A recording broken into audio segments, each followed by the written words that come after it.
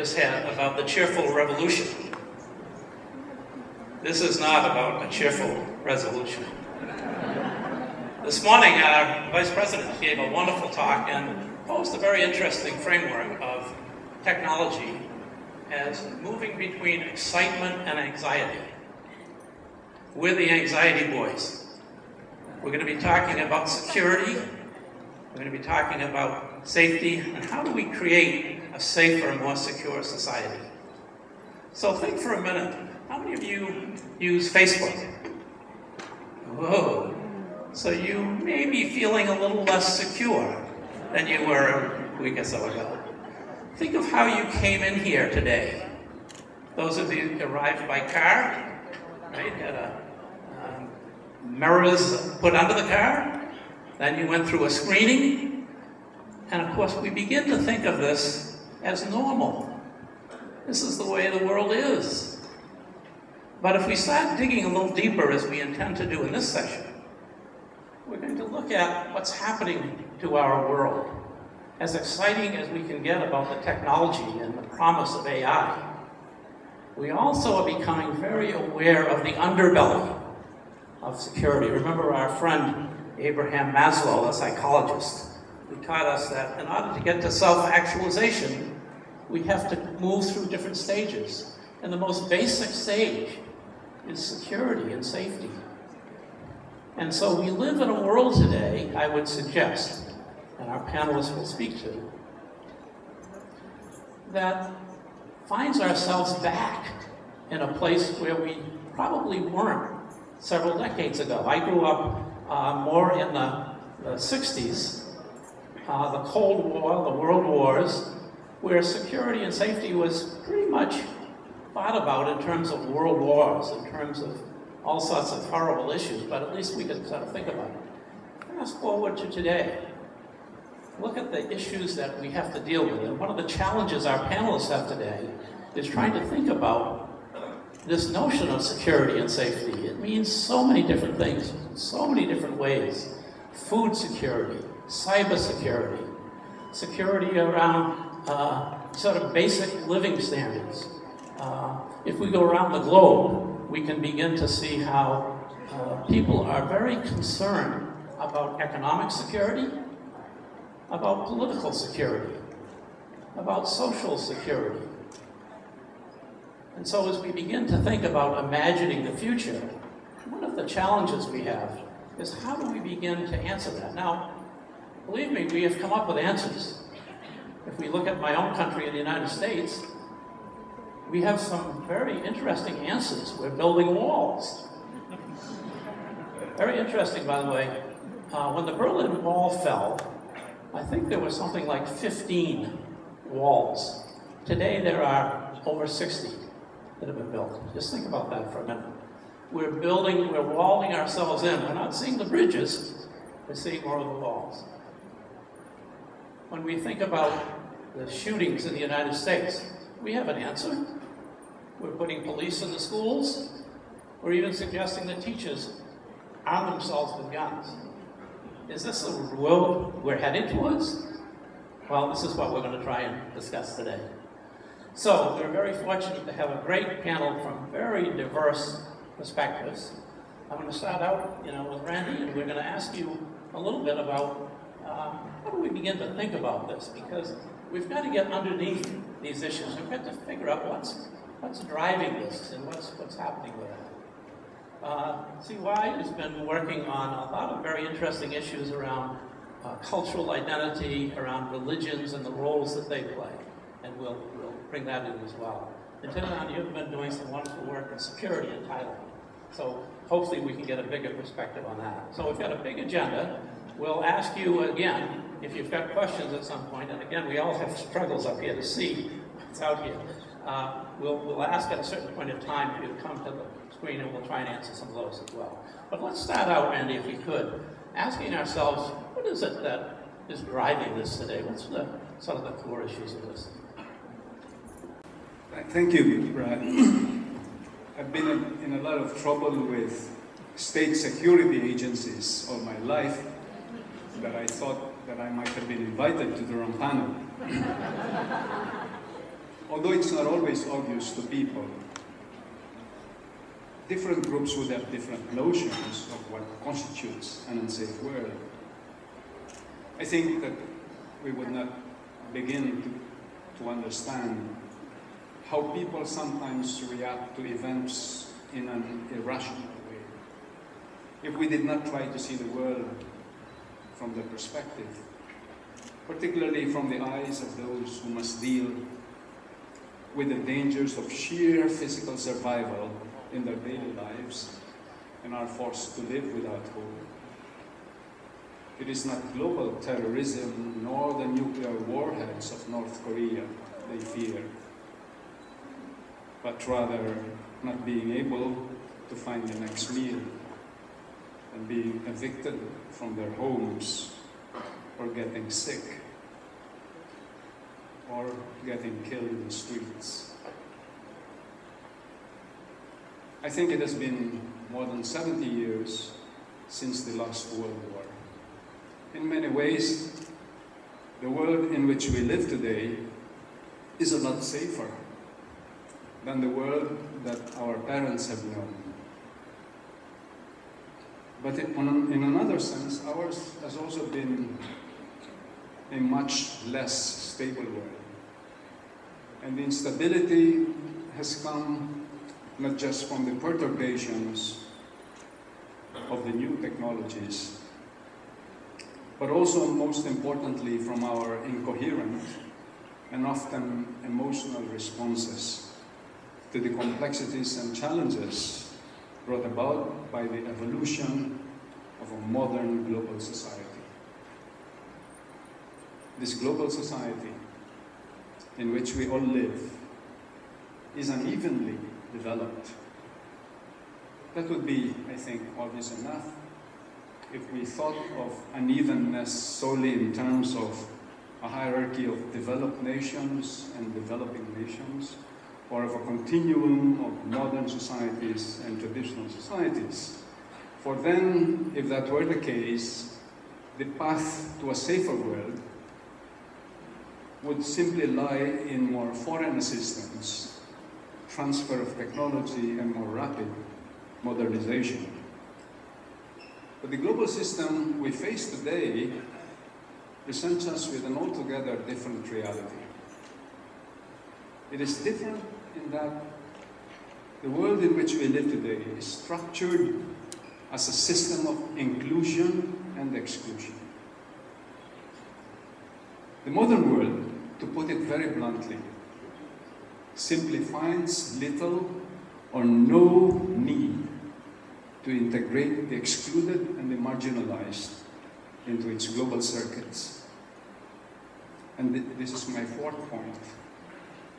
The result of this systematic exclusion and marginalization has been the accumulation of unappeased resentment against a world system that offers no place, no future, and no hope to a growing number of people.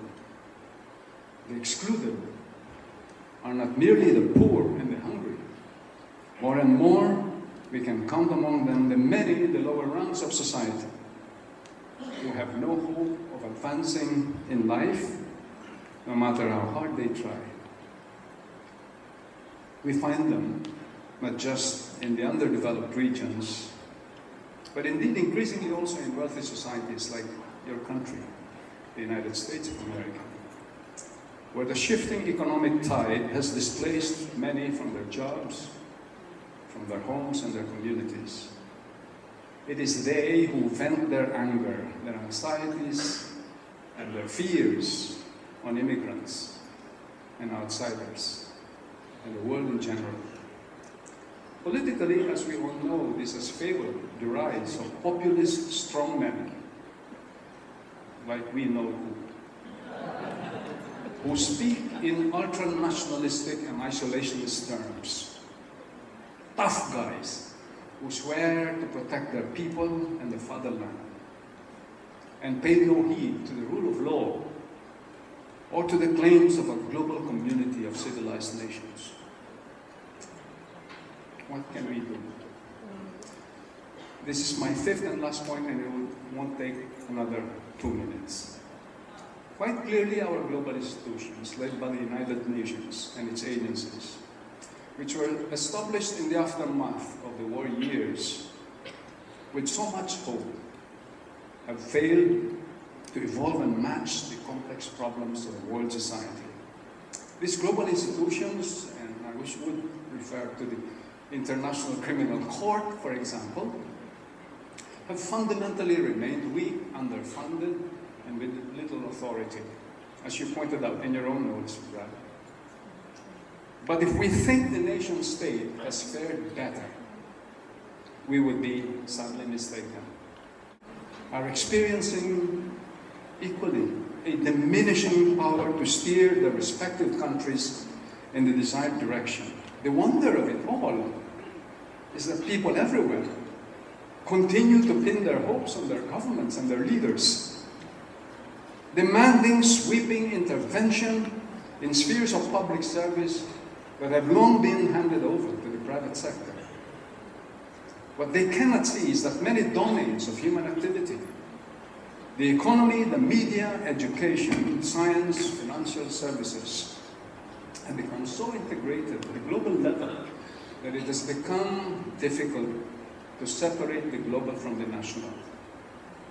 But more than this, the modern economic system has acquired relative autonomy in its operations, which no government, no matter how powerful, can hope to override. This global system is not driven by a single overarching rationality, nor by a central coordinating agency. In the face of this complexity, all of us, I think, are called upon to seek solutions wherever we can find them, keeping in mind the truism that a safer world is an inclusive world. But no problem is small enough to merit our efforts at building inclusive models of corporate engagement. Thank you, Tony. If you weren't anxious before, that's a wonderful overview. And I think it really highlights the notion of how you can begin to look at security or insecurity across the globe in so many different dimensions. And we'll get to the solutions, hopefully, a little later on. You want to pick up your particular Sure, perspective? absolutely, yeah. I'd like to pick up on Professor Randy's point, but before that, let me apologize on behalf of the panel for being an all-male panel.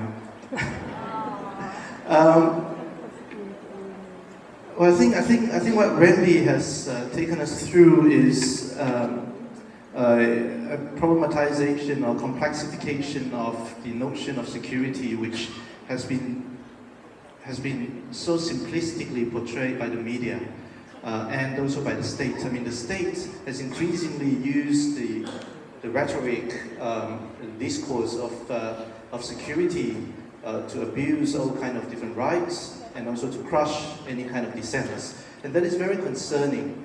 The idea of security, it's one of the most contested and also one of the most elusive notion.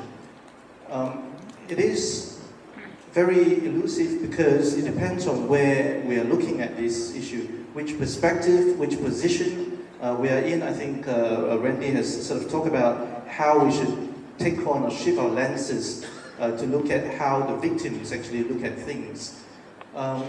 In anthropology, we exercise something called reflexivity, that we try to shift our lenses to understand what our subjects, our informants, or participants actually look at things in their perspectives. How is security defined? Who defines it? According to who? Using whose lenses? And who benefits from such definition? What is the price to pay to maintain security? Now, a lot of this depends very much on dynamics between the majority versus the minority. The majority might think certain thing as a security issue, while the minority might perceive it otherwise. The privileged versus disenfranchised, power holder versus marginalized, the center versus periphery. And what is interesting I think quite relevant to this context in the Philippines is the martial law that has been implemented in Mindanao. I'm of course not an expert on the Philippines. I don't pretend to be.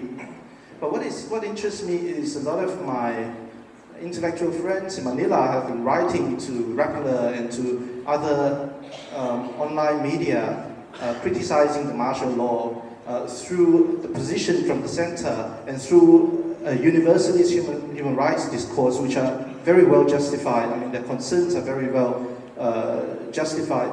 But on the other hand, we have also received reports from people who live in Mindanao describing how much safer they are actually feeling after the martial law has been implemented.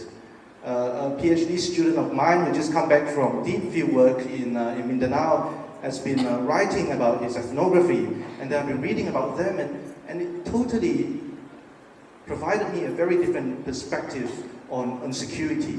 From whose perspective? Who is benefiting?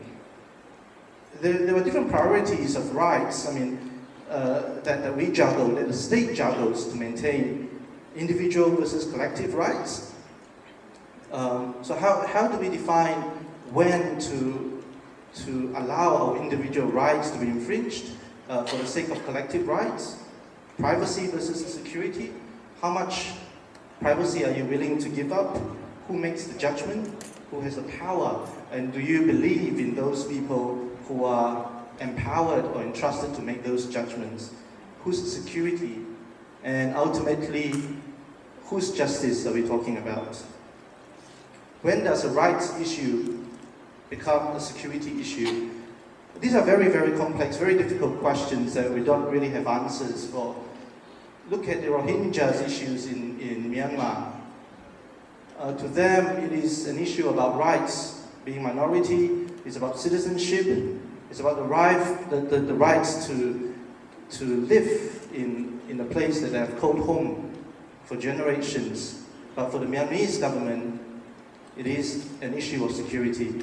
So from whose perspective are we making those judgments? I think I'll leave it here first, and then we can come back to some of the solutions. I'd like to hear the voice of an anthropologist speaking. We're very fortunate. We have an anthropologist, a sociologist, and an economist. So we have a really wide perspective.